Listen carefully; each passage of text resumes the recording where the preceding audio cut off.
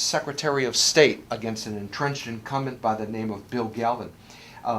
Dave is from Malden, where he is an elected member of that community city council.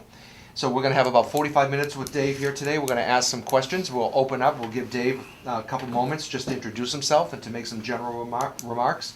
We'll ask some questions, and then after that, Dave will be given a minute or two to make a closing statement, closing remarks. So Dave, well, thanks for coming to the Sun today. We're happy to have you. Thanks Take it for away. having me. I appreciate it. Nice to be here. Nice to be with everybody. So it's David D'Arcangelo. I'm a Malden City Councilor at large, and I'm now running for Secretary of State. I started back in January, and here we are with 32 days left before the election here. So I'm trying to unseat a 20-year incumbent, somebody who spent his entire adult life on Beacon Hill. And the reason why I'm trying to do that is because I really believe we need to open up the way the Secretary of State's office is operating for the people of the Commonwealth here. We've been given the grade of F from the National Freedom of Information Coalition. I want to turn that F into an A. I want to make Massachusetts and Beacon Hill a beacon again for freedom of information, really kind of open up our process. A little bit about the Secretary of State's office that people may not know is the Secretary of State's a very important position. You're third in line to the governor. You're the chief information officer for the state. You're the chief elections officer for the state. You run other very important departments like corporations division, securities and exchange division. You're in charge of all the historical documents, tours of the state house and things like that, the state seal. So there's a lot of responsibilities with the Secretary of State's office. Some of the best things that I bring forward is I've been an election officer for the city of Boston, something I don't think my challenger can say. So I've been an inspector, a clerk, and a warden during a presidential election. So I know what it takes to run an election, and really the integrity of the election process is secure with me. And so many times, unfortunately, I've seen voters be disenfranchised by antiquated systems, having to fill out papers, and they just get disgusted and walk out. I want to change that. I want to institute electronic voting here in Massachusetts. Let's lead the nation and the world in terms of technology. With some of the best technology in the world here, it's just ironical to me that we don't utilize it at all. So I really want to modernize that process, and again, that'll help make it more transparent and open it up. So with elections, that's a very important thing. I think I bring some skills there. As a city councilor at large, I understand that once you're elected to represent everybody. So I'm very cognizant of that, and I want to try to do that for the people. And I really think that our government is best served when we have a viable two-party government. And right now on Beacon Hill, we just don't have that. We have one party that controls the system. And as a result, many of the excuses that you hear coming out of the Secretary of State is, when John Keller interviewed him, when we made some press a couple of weeks back, one of the things he said was, well, we tried to change the law as recently as 2009. Well, first of all, it was 5 years ago. And, if you wanted to change the law, I mean, there's been articles that say you're some of the best friends with 2 out of the 3 best speakers. You used to be a legislator. I mean, look, if you wanted to change the law for 20 years, you could have done it. The bottom line is, and the facts just indicate, you haven't gotten it done. You could have used those 20 years to your bully pulpit and even just promulgating new regulations and putting people in positions in your office to be able to interpret the public records law in a way to be able to give people more access to records and make them more available. Fortunately, that hasn't happened. Again, we've gotten a grade of F for it. In the Globe column, if you've read the front page story a few weeks back where Galvin backed secrecy. Do you happen to have a copy of that? I do.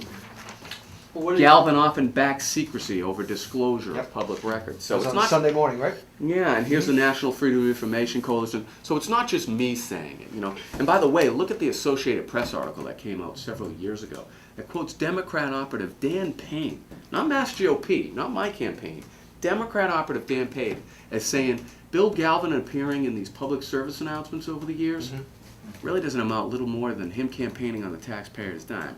Bit of a paraphrase, but really, he's been in these public service announcements over the years. And when we started campaigning, I sent him a Freedom of Information Act request, asking him some pretty basic questions. Mr. Secretary, you've been in these public service announcements over the years. How much did they cost to produce? How much did they cost to air? How many of them have you been in? And it's been 163 days, and he still hasn't answered me. The one letter he sent me back... What's the law say? 10 days, right? 10 days. Well, the letter he sent me back said, Dave, I don't even know if these documents exist. But if they do, you know what? Send me $5,300 and I'll look for them. I don't know what's worse. The fact that he's stonewalling me and you and the taxpayers for 161 days, or the fact that he doesn't know they exist. That to me is crazy. You appeared in all these public service announcements over the years. Clearly you must have some idea of how much they cost. He doesn't want to say because it's going to make him look bad, and all he's interested in is just running for re-election. Dave, you were elected member of the Malden City Council. When were you first elected? I was elected in 2011. Okay. When you made a decision that you're going to seek another office, why Secretary of State as opposed to, say, the state senator from whatever district Malden is in? Why? What was it about the Secretary of State's office that attracted you? Well, there's two different answers to that. One is I don't take entering public service lightly, and I don't think anybody should. And my dad was an elected official. I have a great respect for the process that we have, and I think that anytime you go into it, you got to know that you're putting yourself on the line, your name and your family. And at the end of the day, all you have is your name, right? So I'm trying to bring forward the most integrity I have. And I think the Secretary of State's office, where I have been an election officer, where I do understand the administration of government pretty well, having served for 3 governors, having served in the state legislature, so understanding the process very well. So I think that the Secretary of State lined up very well with what I'm trying to do for the Commonwealth. And really that's open up the process, modernize the office. So I think that has a lot to do with it. There's a political answer too. The political answer is, could I have run for state senate? Perhaps. And I was approached about running for that, but I think I can make the most impact by being a leader in the state house, and as opposed to becoming, if I were to get elected, I'm a Republican, then what, I would be one of 5 or 6 Republican senators. And again, having been in the legislature working for Richard Tassay when I was in the state senate, I know that you go in there, and Bruce Tarr now has a challenging time. You go in there, you're going to lose every vote, So really, what are you going to gain for that? So I'm trying to be able to raise the level of discourse here for this office, and my hope all along has been, let's bring these issues out that have been confronting us. Why are we getting an F? Why are we so secretive? Why aren't we modernizing our elections? So I'm really trying to raise the level of debate here and get it out there in the public square, and let's talk about it. The other thing is, Bill Galvin, he's only debated 1 time in 20 years. That to me is outrageous. In terms of modernizing elections by electronic voting, every 2 years when election turnout is terrible and apathetic, you see a quote from Galvin saying, "Oh, I only expect 10,000 voters." Do you think that, and this may be a stretch, but do you think that he is maybe unknowingly, intentionally trying to keep that voter turnout down, and that's why he's resistant to doing some of these more modern ways to vote? Intentionally, I would hope not. I really would hope not. Whether or not, though, he disenfranchises people, I absolutely believe he does. And why is he coming out and prognosticating like he's Danny Sheridan on a Sunday, picking winners and losers here? I don't think that's right. At least he hasn't said the over/under yet. Yeah, right. Really, he should be trying to encourage people to get out to vote. Yeah. But instead, what do you see? You see these dour predictions is going to be low, and we have data. Well, he's not the most exciting guy to begin with, but you said that. No. I did. We have data that indicate, and I can certainly email it to you. I have data that indicates that while voter registration numerically is somewhat up because we've gained population, right? On a percentage basis, it's flat. It might even be down. So again, this goes back to his PSA spending. We believe that the majority of the money he spent on PSAs has been for these quote-unquote voter registration types of drives, right?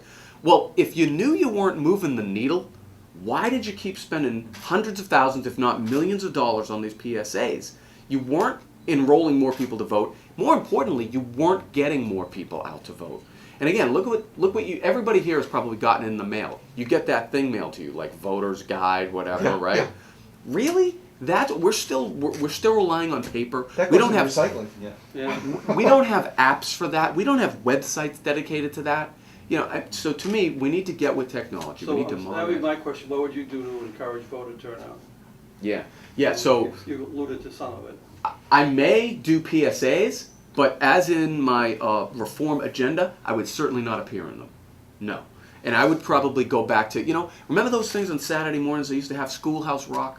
Right? Why are those still remembered today? Because they were catchy and they were, maybe something like that we could look into to be able to get people interested.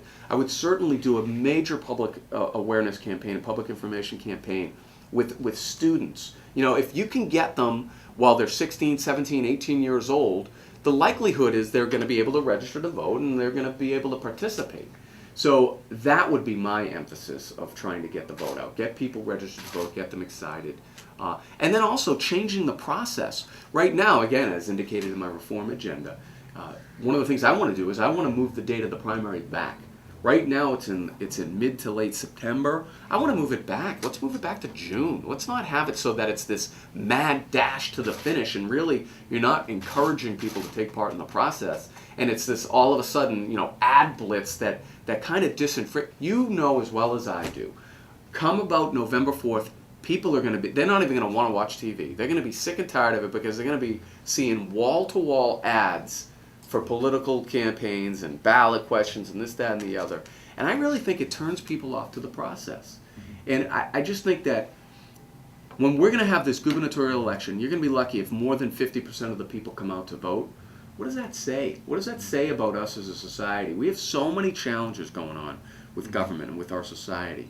And I just think you need to bring as many people into the process as possible. So, again, to my reform agenda, I really believe that we need, at some point, same-day registration.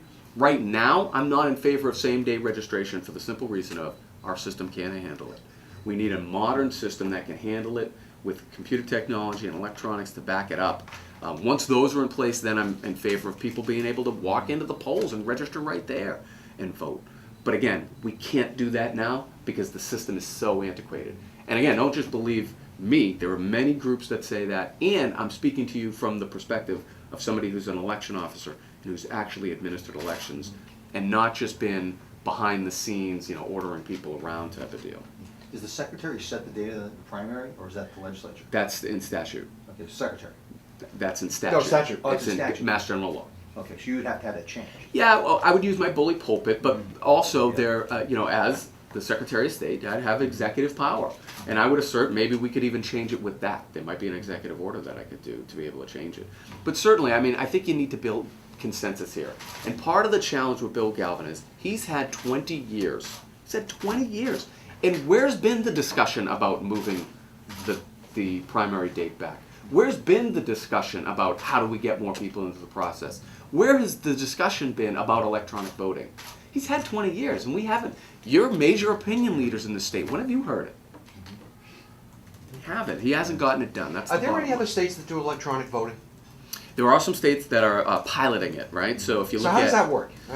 How does that work? Yep, so you need to make sure, the essence of electronic voting is you need to make sure that the terminal is 100% secure. And what I mean by that is, like when you go in to vote right now, what do, right? You check in, they give you your ballot, you fill it out, and you check out. Yeah. So you know that terminal, you're sliding, that optical scanner that you're sliding your ballot through is 100% secure. Nobody else can access that ballot or those results except the elections officer and the people governing the election that day. Well, you need the same thing with your terminal in terms of electronic voting. So let's not give anybody the illusion that right now they're going to be able to vote from their phone. Right? Although the technology exists, what does not exist is the ability for us to secure that terminal. So what I envision the electronic voting to be able to help the most with are places where they're very difficult to get to for a polling location, right? Like some of the more rural places in Massachusetts that you have to drive literally an hour to go to a polling location. I view it as maybe we could put one in a place that's much more convenient and you can have people kind of watch over it type of thing and make sure that that's secure. More importantly, I think for our military servicemen and women and our expatriates overseas, that it would be very valuable. I can envision a laptop on a military base that is secure, right? And having our servicemen and women be able to vote there. Now, again, As don't opposed just, to voting by absentee? as opposed to voting by the antiquated absentee ballot process right now, which, by the way, Bill Galvin was brought in by the Justice Department for failure of non-compliance to be able to report military ballots by our brave servicemen and women. That, to me, is completely unacceptable. Our servicemen and women are putting their lives on the line. We should be doing everything we can to make sure that the vote that they're taking has 100% integrity and is counted. Bill Galvin can't say that. He's making them vote through the absentee ballot process that surrenders your right to secret ballot, and he was cited by the Justice Department for non-compliance of reporting their votes. unacceptable. Under my administration, that will change. What's the deadline of the absentee now? They have to file by 20 a days? certain date. Well, So ideally, you should be able to do it right on the, just like everybody else. Yeah, so right now it's a one-size-fits-all approach, which I don't agree with. That's another thing, and again, in my reform agenda, if I'm sure you've gotten my reform agenda, if not, I can certainly email it to you folks. But one of the things I want to do is, so right now, if you wanted to vote, right, but say it's a Friday afternoon and you want to vote on Tuesday, but you're saying, oh, you know what, I scheduled this trip and I'm going away and I completely forgot to vote. Unless you're able to get to your city clerk by noon on Monday, you can't vote, right? And what do you do when you walk into the clerk's office? They hand you an absentee ballot, you fill it out, you put it in the sealed envelope, and which, by the way, you're surrendering your right to secret ballot at that point. Why? Because on the other end of that, and I can tell you this as serving as a election officer, on the other end of that, what's happening? On the day of the election, you're setting up your polling location, and you're opening the absentee ballots that are coming back. Now, you and at least one other person have to verify that, yes, this ballot is here, check in, check out, just like you would any other vote, and that the person voted. Right there, you've surrendered your right to secret ballot. Now, there's 2,125 precincts across the state. Each one of them has to have a clerk, an inspector, and a warden at the minimum. So, you know, that's 6,000 people potentially to be able to, now, and I'm not saying that those people aren't secure and aren't valuable and everything else. They absolutely are. But it's not the same as handing you a ballot, you bubbling it in and sliding it through. That's true secret ballot. So until we have that, and by the way, electronic voting would have the capacity to do that. Until we have that, I think we're well behind other states. We're well behind other states. And we should be leaders. We have the best technology in the world here. MIT, Harvard. I mean, the people I've worked with to do the votinginmass.com, you know, there's some of the brightest minds in the world. And But the foundation you're laying here today is that he has resisted using any of that. He's had 20 years. And there's a hasn't done reason it. for that. You could speculate the reason. My speculation. You're the candidate, you speculate. Yeah, my speculation would be that it's the same old up on Beacon Hill. Nothing to see here, and that's the routine they play, right? Just like when he was interviewed with John Keller. Oh, it's the legislature. Or when other reporters have asked him other questions. Oh, it's my staff. Or it's this. He never takes responsibility. That's the part that bothers me. With me as secretary, the buck will stop at my desk. I won't be throwing my staff under the bus or the legislature or making excuses. I'll try to build consensus. Look, I was elected city councilor at large in Malden where there's only 6% registered Republican. I'm the city committee chair. I've worked for 3 Republican governors and a Republican state senator. Everybody knew I was a Republican, yet I was able to get elected anyways. Why? Because they realized that when I'm representing integrity and I'm really talking about the truth here, all of my reform initiatives, perhaps they're pie in the sky, perhaps, but you know what? Why not set the bar high and try to reach for that? We need to lead here. And so again, I've been elected because the people of Malden, I wouldn't have been reelected if the people of Malden didn't see the integrity in me. If they didn't appreciate the fact that I'm going up there, working for the taxpayers, trying to build consensus, right? This is a Democrat state. And I have no illusions that I'm all of a sudden going to go in there and institute all kinds of, you know, right-wing policies or something like that. That is not my ambition. That's not what I want to do. I think if we made this apparent to the voters of Massachusetts, they would embrace electronic voting, right? He hasn't engaged them. When's the last time he's had a summit or a meeting or a dialogue with the public or the legislature or any other leaders in the state? You haven't heard it. He hasn't gotten it done. And again, that's not just me saying it. Look at these other groups that have said we're behind the times and we're hiding information. And it's just not the way to be. Do you see this office? This office obviously shouldn't be a political office. This is a maybe it's close to the Attorney General, or even beyond the Attorney General. Yeah. Thing that should be an apolitical office. Yeah. Do you feel that's the way it's been run, or no? No, I don't believe so, unfortunately. I think it may have started that way, but now I don't think it's evolved into that. And I think what you have is you have a series of bureaucrats and technocrats that have been put in place, and it's all about incumbency protection and job protection and protecting their fiefdoms. And when I sent him my Freedom of Information Act request, one of the things that he opined to several reporters who followed up with him was, oh, well, the Attorney General doesn't follow up on the enforcement. Well, there you go again, trying to off-put more duties and responsibilities on another office and things like that. Again, the buck would stop with me, and I would try to make it so that it is much less politically motivated.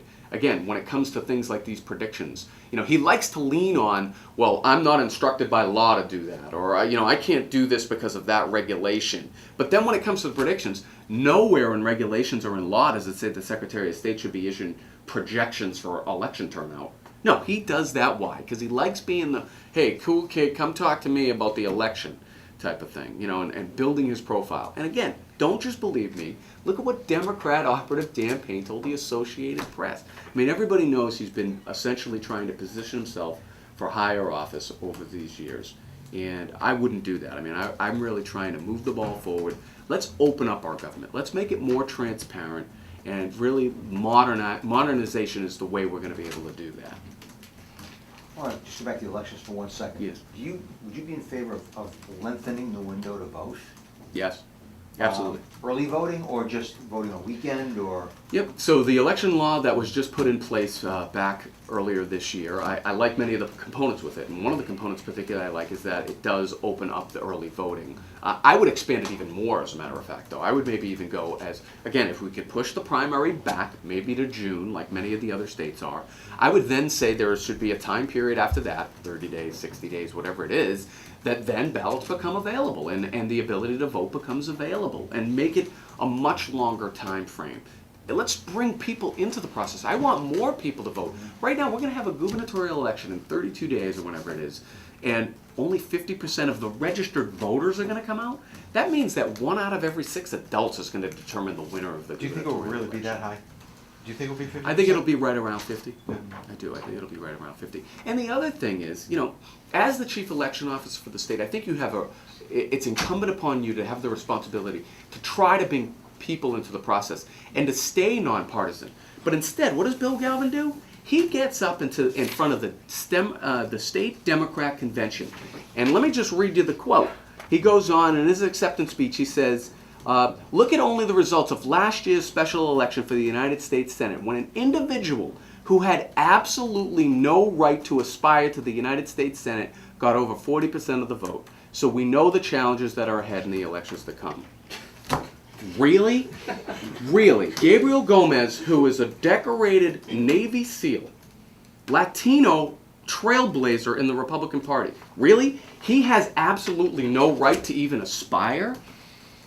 And you're the chief elections officer for the state? To me, that's reprehensible. I would never say anything like that. What forum was that in? What was That was at before the Democratic Convention. That was at the, Convention, okay. yes, the All right. Massachusetts State All right. Democrat Convention in Worcester. Which he probably shouldn't even speak at. Or take the high road on many of those things, and again, lead. I mean, look, I have not taken any ad hominem attacks against the secretary, and I won't do that. I mean, I'm a trained debater from Suffolk University, right? So I just, ad hominem attacks to me are off limits. I'm going after his record, which is totally in bounds. Yet he's had no problem giving quotes to the State House News Service that I spew more lies than a broken sewer pipe. Oh, yeah, I know. Well, really? Well, then let's debate about it, Mr. Secretary. So, he's calling me a techno-babbler when we're talking about the electronic voting and things like that. He can engage in ad hominem attacks all he wants. I'm sure he's seen the publicly available polling data that indicates that our incumbents are in trouble this cycle, right? So, I think he realizes he's getting a run for his money with me. He can't just keep on keeping on. He can't just drag his heels and lurk the hallways of the State House.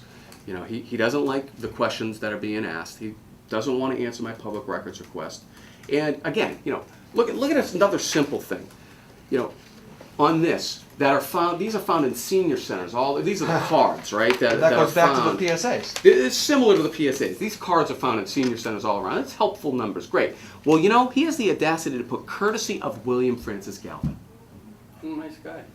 This was printed on the taxpayer's dime. How about courtesy of the Commonwealth of Massachusetts, right? So, again, it goes back to the point of, I'm an elected official right now, and I realize that as an elected official, I represent everybody, regardless of your political affiliation, your party, your ideology. You got to help everybody. I believe that, and I actually do that. I'm not so sure if that's happened with him. You know, to the point where John Bonifaz, the talented attorney who ran against him last primary. Who? John Bonifaz, who's a talented attorney who ran Oh, against I him. thought, I thought you said the Townsend. Yeah. No, Yeah. a talented attorney who ran against him in 2006, who debates were set up, you know, and he didn't even show up to one. Not one. He left him waiting in Medford on the stage by himself. It's outrageous. You know, as entrenched incumbents often do, they ignore their opponent. Yeah. And That's you what know, he's trying I've to seen do. it done numerous times in elections around here in Greater Lowell. But as someone like you, who's really trying to get some traction, and at least to engage in this, it must just be maddening to you, as a candidate, that this guy will not meet you on a stage. It's a challenge, but I'm used to challenges. I was born legally blind. I've never been able to drive, right? Really? So, yes. Yeah. I have a rare eye disease called retinoschisis, Okay. juvenile X-linked wet retinoschisis, which Yeah. makes it particularly rare, right? So, story of my life is Yeah. quick. So, you know, one of my earliest memories is my dad taking me into Mass Eye and Ear saying, you know, what's going to happen here to him? And I remember the doctor saying, well, teach him Braille because by the time he's 10, he's going to be completely blind. And then I get to 10, and they said, well, geez, why aren't you teaching him Braille? At least get the kid a cane. You got to get him school because by the time he's 16, he's going to be completely blind. Well, then at 16, I go in and there's a new doctor, the new up-and-comer, Carmen Puliafito, I'll never forget it. He's one of the most brilliant eye doctors in the world. And he says to me, Dave, stop waiting. If it hasn't happened by now, it's not going to happen. Well, what happened? I went out skiing, crashed, detached my retina, and went completely blind. Right? So got it reattached and was able to kind of rehab. But I guess my point by that is I've faced major challenges in my life. And this is nothing new. And if he wants to try to ignore me, he can try all he wants.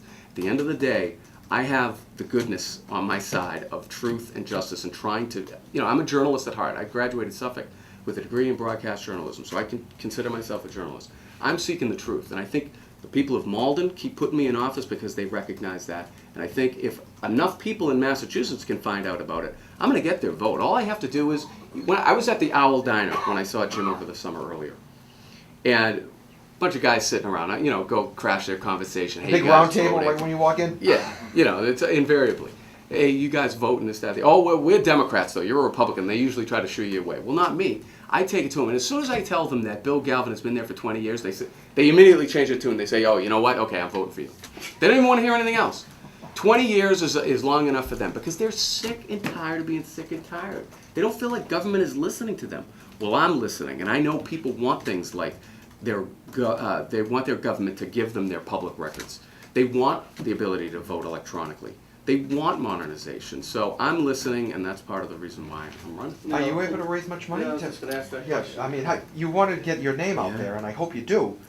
And, you know, I won't flip the channel if I see you on this fall, but what, are you going to be able to do that? It's a challenge. It's a challenge. I mean, I think we're closing in on 50 grand raised. Well, that's peanuts. It right? is, I mean, it's that's- peanuts. I mean, but I haven't had 20 years of incumbency to be able to build an unchecked war chest, you know. So it's a challenge. I don't want to lie. I mean, at some point about 3.5 months ago, we made a decision. Listen, I'm making these calls all day, every day for money, and we're, you know, when you're only able to bring in a couple $100 a day, I said, you know what, I'm going to refocus, and rather than going after the money, I'm going after the votes, and I'm going after the media, and I'm going to try to win that way, try to raise the profile that way.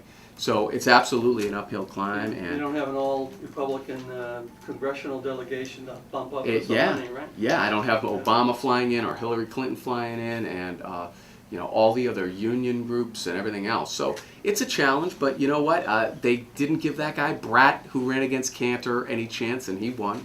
You know, he got outspent 20-1 or whatever it was. So I think if you can get your message out there, and the key is getting him into debates. If I can get him to a debate, particularly on a broadcast network, I think people would see that he's just really trying to protect the status quo. And what is the status quo? We've gone over it. I've laid out the case here. It's keeping records secret. It's keeping the same old elections and, you know, not modernizing there. And many of the other departments too. Like, look at this, for example. This gentleman, David Ward, okay? He, on his website, is a self-proclaimed consultant to the Securities and Exchange. It's a Bill Galvin person. Yet, as an attorney, he represents clients in front of that same board. Tried to engage the secretary on this. He doesn't want to talk about it. I mean, that to me, again, is another thing. There's fires What burning. is most repulsive to you about the way he's run his office over the last the public 20 records? years? The public records. Just talk about that for a few minutes. Why is that the most repulsive? Because the public records law says that all records are supposed to be made public unless they were specifically exempted by a certain section, right? I think we can all agree that there's certain records that shouldn't be public records when it comes to safety and security of the public, when it comes to health records, when it comes to negotiations of public land or something, right? I think we all can agree, good people can agree that, all right, so those should be exempted. But I'm asking for public records that show how much he spent on himself in public service announcements. How do those meet any of those exemptions? Well, what about the anecdote in this Globe story where the blogger from Central Mass wanted some records on a There you death, go. and Yeah. it hasn't been investigated Important in murder like case. 15 years. It's out. So there's another perfect example, and there's just a litany of those. Pretty much any reporter, any blogger, journalist that has tried to get records will tell you that the process is at best Byzantine. And by the way, he's promulgated most of those regulations. So yeah, the law had, you'd have to try to change the law, and I would use my bully pulpit to try to do that. But at the same time, there's a lot of those regulations that I could do with the swipe of a pen and an executive order. And more importantly, I would put people in those positions of the custodians of records and things like that to be able to interpret. And a qualification to them would be, look, if you're going to interpret these, you need to interpret these to be more open, not less open. He's put people in those positions who their interpretation of everything is it's always less open. That's not right. So to hit on a question Tom asked earlier, those regulations, those aren't statutory. Those are regulations that he's promulgated in his office. For the most part, Yeah. they're executive that are promulgated. There are some references to statute. There's even one or two to the Constitution. Yeah. So I don't want to use a universal to clarify, but I would say most. Okay. I would say as Secretary of State, I would vastly be able to improve the public records law for journalists, for other people who want to be able to access. They're your records. They're my records. They're the people's documents. We deserve to see them. What's he hiding? Do you think the fact that there's not really a supervisor of public records right now has anything to do with delays and I do. For a position as important as that, he should have had. Oh, there is, isn't there? Didn't he appoint a guy? He's acting, I think, right? Oh, so, okay. So there is somebody serving, but I don't know if they're right. And I guess and there's not just one supervisor, right? There's all kinds of different custodians of records all across the state, all different state agencies, And a few years back when he took on the Registries of Deeds, that's like another perfect example, right? I mean, it's just like what he's allowed to happen is he's allowed the Secretary of State's office to become the appendix of state government. And when the legislature decides, where are we going to put this? Give it to the Secretary. And it's like it just fades away and nobody knows anything. And it's like everything's operated in this like murky. Look, he's got a nickname up at the State House. I didn't give it to him. For our readers, what is the nickname? I'm not going to repeat it. You could repeat it. I'm not going to get tied up. But I will say that he earned that nickname. I didn't give it to him. You didn't give it to him. And he's been up there for 40 years. He could have changed things. He could have been a champion for these causes. He's not known for that, though. Instead, he's known as coming on TV with these public service announcements, trying to promote himself. Speaking of the Registry of Deeds, I mean, have they reached the epitome of their lack of usefulness as far as we're in the technological age? Yeah. And I know the register here in Lowell, he's done a pretty good job putting everything online and stuff. Yeah. I've been to other states where you don't even go to the registry anymore. That's You right. go to real estate offices and even attorney offices, they're right online. They do all those things Yeah. and everything. And so you wonder, as a form of government, a bureaucracy, why do we still have these huge buildings, drafty buildings, Yeah. people have to go to? And wouldn't the convenience of the modern age be that, okay, gee, you did a great job putting all this online. Now let's let the people take advantage of it. Absolutely. Without, I mean, do you have an idea about that? I do, and I think there's two answers to that, Jim. And one is the political answer, and then one is the reality, right? The political answer is that they don't want to give up their fiefdoms. They don't want to lay people off. They love to be able to give out jobs to people. They love being able to have domains that they can go into and run this whole building. I mean, speaking as an elected official, as a city councilor at large, and having been in the legislature, in the governor's office, I think we all know that the solutions are easy. The solutions are readily available. Of course it's put it online. It's having the political will to be able to institute those solutions and having the backbone and the comportment to be able to build consensus and get people and rally and say, geez, look, you know what, we should be online here. And even if we didn't want to go back to all the previous records, how about just the new records going forward that we don't make them into paper? You know, we put them online. I mean, the easy answer is, of course, modernize it all. We can have it done easily. I mean, there's records retentions companies like Iron Mountain and, you know, all these others that could easily do it. It would be a simple RFP. We could transfer all that data within a year or two or whatever. But what would you be doing? You'd be impacting the bureaucracy. You'd be cutting jobs in the registries of deeds, and then all of a sudden now they have less pull and less power and, you know, less patronage and all that stuff. So I'm prepared to take that on. I'm prepared to turn these problems into solutions. I mean, the solutions are readily available. You just got to have the political will to do it and to build consensus. I think I have both of those. Now you're saying that has any organization reached out to the Galvin political machine and requested that he attend a debate? Has any organization reached out to him and he is not what? Yes. Not, Yes. What are some of the organizations? So NECN has tried to do it. We were supposed to have one last Monday, then they bumped it to Friday. Now it's on indefinite hold because they can't get in touch with the secretary. I mean, to me, it's outrageous. I mean, here's a guy, I've sent him 3 certified letters to his campaign headquarters, to his house, and to his state house office. They've been sent back as refused undeliverable. This is the chief information officer for the state? This is how the chief information officer acts? It's outrageous. It's outrageous. He's debated one time in 20 years. He didn't debate John Boniface, the qualified attorney who ran against him at a Democrat primary. No, he decided to debate Jill Stein, the third-party candidate, for 5 minutes one time 12 years ago. Have you seen him in public? Does he exist? It's a good question. It's a good question. I've only seen him once during this campaign. I tried to approach him. He ran the other way. I went to the lengths of going and visiting his state house office. And after being told initially by the receptionist that he was there, she disappeared out back for about 10 minutes, only to come out with her head held low saying, I'm sorry, he's actually not here. He's out at a meeting. He's ducking me. And as by ducking me, he's ducking the democratic process. He's ducking the people of the Commonwealth. It's outrageous. I mean, these people at this point, and when I say these people, I mean many of the entrenched incumbents up on Beacon Hill. They're arrogant to what the people want. The people want a government that is accountable, that is modern, and that they feel like they're being listened to. Right now, they don't feel any of that. And he's just playing run out the clock. Let's just run out the clock. I don't want to debate D'Arcangelo or Danny Factor, by the way. Danny Factor and I, the Green Rainbow candidate, have debated. And we want to debate publicly even more. So I call on the Lowell Sun, I call on the Boston Herald, the Globe, NECN, 4, 5, and 7, anybody. Let's have a debate. Let's talk about this. Let's bring all of these important issues that we've been discussing here out into the public square for debate. They don't call him the Prince of you-know-what for nothing. Darkness. Well, we've been meeting for about 45 minutes. Does anyone have any other questions? John? Do you have a nickname?